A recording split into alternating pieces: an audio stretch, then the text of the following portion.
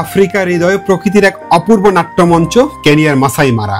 এখানে সূর্যের প্রথম আলোয় সাভানার ফাঁকে উকি দেয় বন্য প্রকৃতি, যেখানে সিংহের গর্জন আর হাতির পদচারণায় মাটিও কেঁপে ওঠে।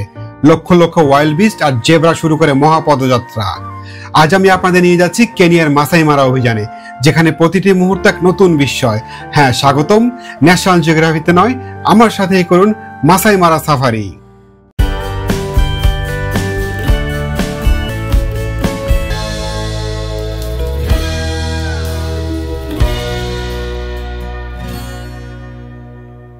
আসসালামু আলাইকুম ভিউয়ার্স, সবাইকে ট্রাভেলার্স তৌফিক চ্যানেলে স্বাগত।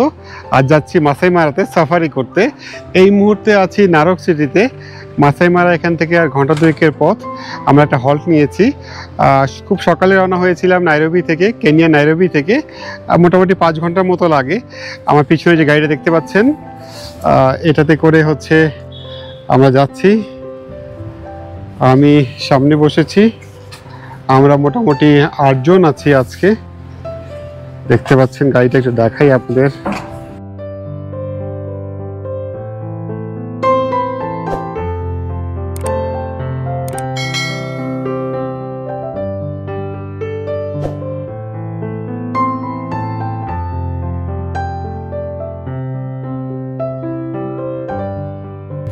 এটাতে করেই আমরা গেম ড্রাইভ করব, মানে সাফারি করব আর কি, পশু পাখি দেখতে যাব। সেই ব্যাপারটাকে ওরা গেম ড্রাইভ বলে। চলুন তাহলে মাসাই মারা যাই।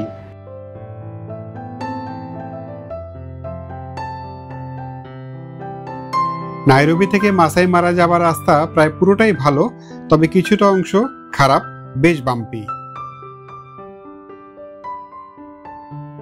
চলতে চলতে হঠাৎ করে দাঁড়াতে হলো।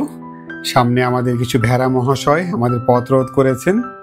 দেখতে পাচ্ছেন একপাল ভেড়ার পিছনে এখানকার আদিবাসী রাখাল, যারা এই ভেড়াগুলোকে চড়িয়ে নিয়ে বেড়াচ্ছে।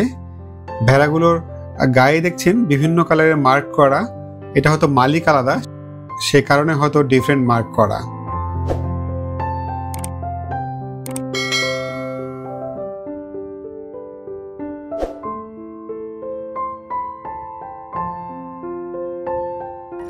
আমরা অলমোস্ট পৌঁছে গেছি। আমাদের সাথে বাঙালি দম্পতি ছিল, তারা এখানে নেমে যাচ্ছে। বাংলাদেশি দম্পতি এখানে এসে পরিচয় হলো, আর হচ্ছে আপনাদের সাথে পরিচয় করিয়ে দেব। আর আমার রিসোর্টটা আলাদা, আমাকে একটা সিঙ্গেল টেন্ট দেবে, সেটাও দেখাবো আপনাদেরকে। এখন আমার রিসোর্টে যাব, তারপর আমরা গেম ড্রাইভ শুরু করব।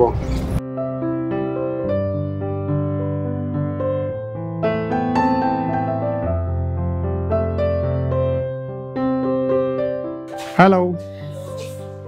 You are most welcome to Enchoro Wildlife Camp. My name is Stella. Nice to meet you. Thank you, thank you. The name Enchoro is a Maasai word meaning natural springs of water. Guys, আমার রিসোর্টে আমি চলে এসেছি। এগুলো আসলে অনেকগুলো tent, আপনাদের দেখাই। দেখতে পাচ্ছেন সব টেন্ট। উনি আমাকে নিয়ে যাচ্ছে আমার টেন্টে। আমি ঝটপট টেন্টে লাগেজ রেখে ফ্রেশ হয়ে লাঞ্চ করব, তারপর গেম ড্রাইভে যাব।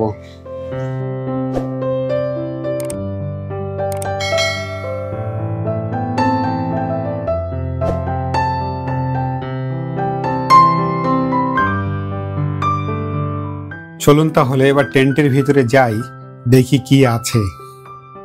আরে বাপরে, সুন্দর তো। দেখতে পাচ্ছেন এইটা আমার আজকের বেড। সামনে যাই।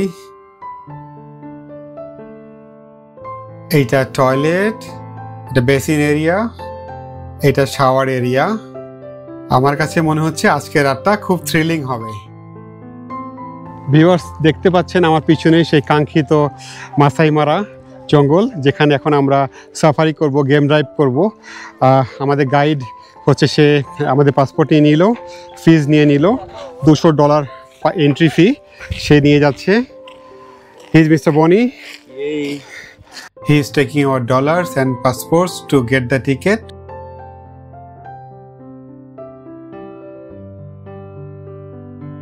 বর্তমানে জুলাই থেকে ডিসেম্বর পর্যন্ত এন্ট্রি ফি $200 এবং অন্যান্য সময় মাত্র $100।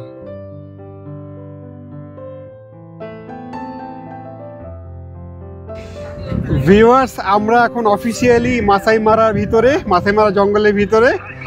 এখন গেম ড্রাইভ শুরু হয়ে গেছে। আমরা এখন ঘুরবো, গেম ড্রাইভ করব। ভিউয়ার্স, গাড়িতে এসে পরিচয় হলো দুজন বাংলাদেশি মানুষের সাথে। ওনারা দুবাই থেকে ঘুরতে এসেছেন, লাভলি কাপল। তাদের সাথে পরিচিত হই। হ্যালো। উনি হচ্ছে আসিফ ভাই, উনি হচ্ছে শাহরিন আপা।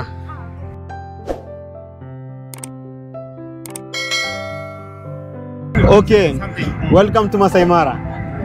The Masai Mara is of 1,510 kilometers square. If you want to recover, you recover with 4 days. Now today we are going to start with a zebra. Zebra, the common one. Guys, দেখতে পাচ্ছেন zebra, একদম wild zebra. সাথে একটা বাচ্চা দেখা যাচ্ছে, ছোট বাচ্চা নিচে। সামনে আরো আছে জেব্রা, দেখতে পাচ্ছেন নিশ্চয়ই।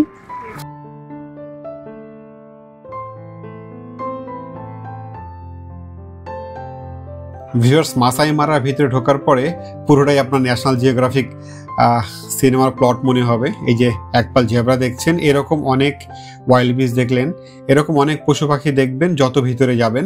আমরা ভিতরের দিকে যাচ্ছি। ওই যে দূরে একপাল ইম্পালা দেখা যাচ্ছে, আপনারা দেখতে পাচ্ছেন কিনা জানি না, কাছে গেলে আপনার দেখাবো। যত ভিতরে যাব তত বেশি পশু পাখি দেখতে পাবো। ভিউয়ার্স, দেখতে পাচ্ছেন অনেকগুলো ইম্পালা। এখানে এই পুরো ঝাঁকের মধ্যে একটা মাত্র মেল, এই যে বড় সিংহলা দেখতে পাচ্ছেন, এটা হচ্ছে মেল। এই পুরো পালটাকে ওই একটা পুরুষ ইম্পালা কন্ট্রোল করে, বাকি সবগুলো female. Interesting. Okay, and then the group of female of Impala is called Alem. ডানে কতগুলো ওয়াইল্ড বিস্ট দেখা যাচ্ছে, আর একটা গাড়ি দাঁড়িয়েছে। আমরাও দাঁড়াবো এখানে কিছুক্ষণ, ছবি টবি তুলবো। এপারেও কয়েকটা দেখা যাচ্ছে বামের দিকে।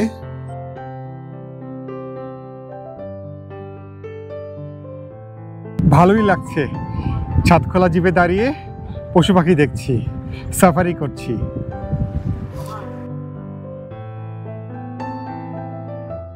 মাসাই মারা ন্যাশনাল রিজার্ভ এরিয়ার আয়তন কিন্তু অনেক বড়, মোটামুটি 1510 বর্গ কিলোমিটারের মতো।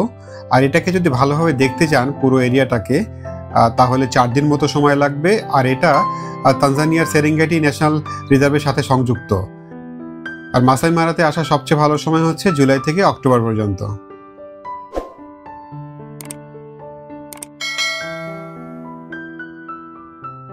ভাই, কেমন দেখতেছেন? অসাধারণ। আপা, ভালো। খুব ভালো, মজা লাগতেছে। চেক ক্যামেরা আসলে আমি হচ্ছে একদম ভিউয়ার্স, দেখতে পাচ্ছেন দূরে হাতি দেখা যাচ্ছে। ভিউয়ার্স, দেখতে পাচ্ছেন আমার পিছনে একটা হাতির পাল।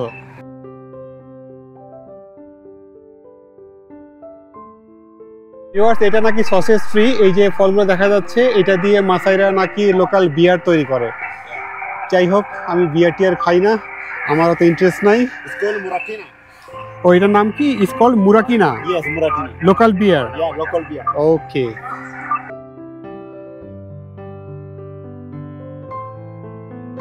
ভিউয়ার্স, একটা এলিফ্যান্ট ফ্যামিলি এখন রাস্তা ক্রস করছে, দেখতে পাচ্ছেন। আমাদের গাড়ি দাঁড়িয়ে গেছে, সুন্দর করে পুরো ফ্যামিলিটা রাস্তা ক্রস করে যাচ্ছে।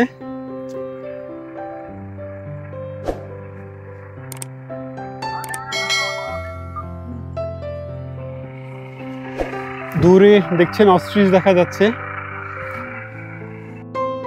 হাতির পরিবারটাকে শান্তিতে যেতে দিয়ে আমরা আমাদের পথে চলা শুরু করলাম। মাসাই মারার ভিতরে প্রবেশ করার পর গাড়িগুলো তাদের ছাদগুলো খুলে দেয়, সবাই দাঁড়িয়ে দাঁড়িয়ে সাফারি করে। আর হ্যাঁ, এখানে রাস্তাঘাট কিন্তু ভীষণ খারাপ, বিশেষ করে সাভান্না বা ঘাসের মধ্যে যখন যাবে তখন খুব খারাপ, বাম্পি রোড। ভিউয়ার্স, আমার সামনে অনেকগুলো হাতি, পিছনে আপা বলছে পিছনেও একটা হাতি। আসলে আমার কাছে মনে হয় না যে উনি হাতি। তারপরে সামনে হাতিগুলো আপনাকে দেখাই। দেখতে পাচ্ছেন হাতি, দেখেন।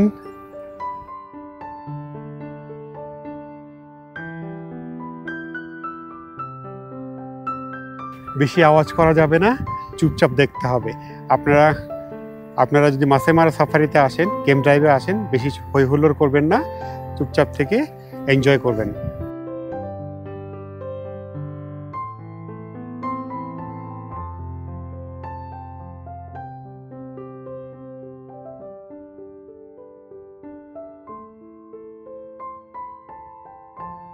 আমাদের গাইড খোঁজ বের করেছে লায়নের, সেখানে এখন আমরা যাচ্ছি। 3টা লায়ন নাকি ঘুমাচ্ছে, সব গাড়িও সেখানে ছুটছে, আমরাও ছুটছি।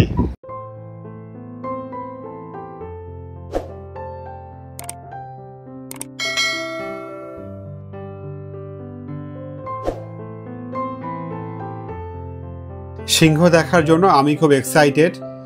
এই জায়গাটা একটু খারাপ, তাই গাড়ি সাবধানে যাচ্ছে। ভিউয়ার্স, এখানে একটা গাড়ি ফেসে যাওয়াতে আমরা একটু দাঁড়ালাম, সবাই মিলে যাচ্ছি সিংহ দেখতে।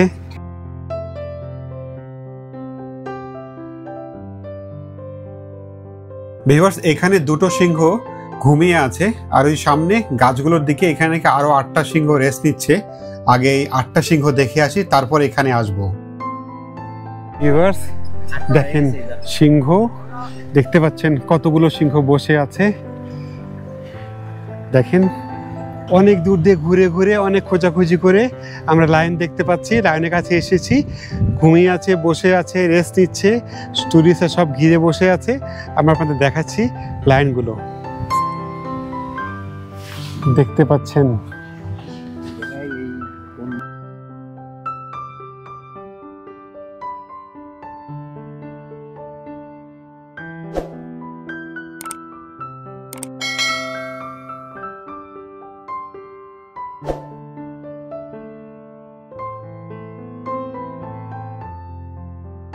ওই জায়গায় আমরা এতক্ষণ ছিলাম, ওইখানে 8-10টা সিংহ দেখলাম।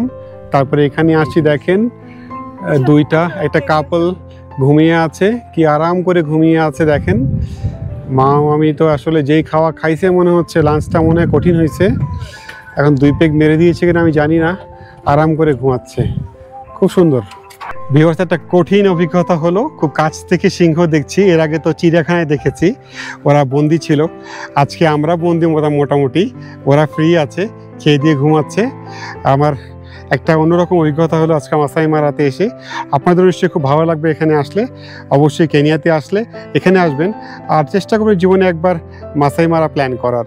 এখানে আসলে অনেক কিছু দেখতে পাবেন, অন্যরকম অভিজ্ঞতা হবে।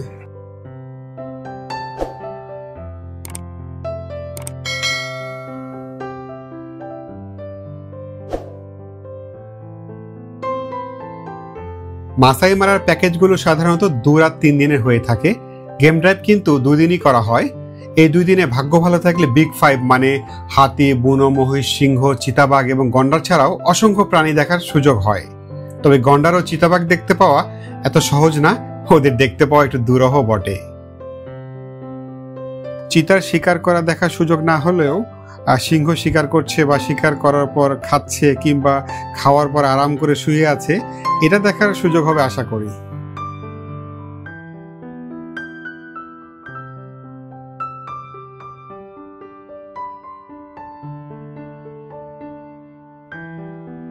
দ্বিতীয় দিনের গেম ড্রাইভে সাধারণত বেশি প্রাণী দেখার সুযোগ হয়, কারণ সকাল থেকে বিকাল পর্যন্ত গেম ড্রাইভ হয়ে থাকে। এদিন মাসাই মারার বিস্তীর্ণ এলাকা চষে বেড়ানোর পর মারা রিভার মানে যে নদীতে গ্রেট মাইগ্রেশন হয়ে থাকে সেদিকে নিয়ে যাওয়া হয়।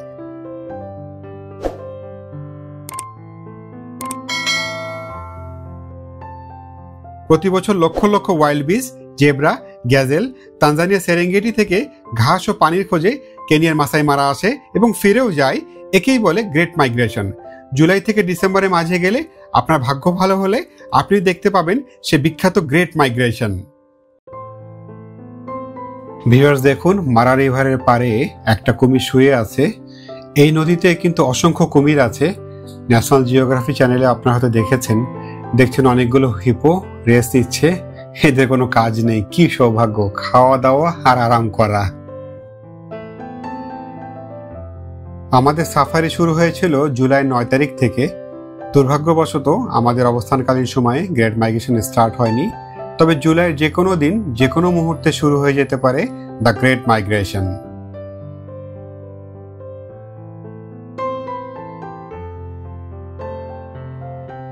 একটা হাতিকে দেখতে পাচ্ছেন, হয়তো তার নিরে ফিরছে, আমরাও আমাদের নিরে ফিরব।